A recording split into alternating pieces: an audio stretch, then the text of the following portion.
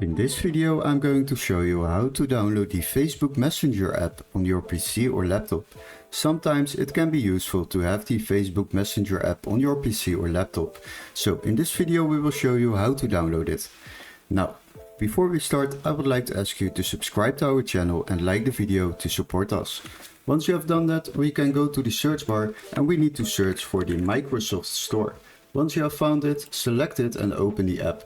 Now here we can go to the search bar on top and we will type in Facebook Messenger and you will find the Facebook Messenger app. Select that and as soon as you click on Get, this app will be downloaded into your PC or laptop.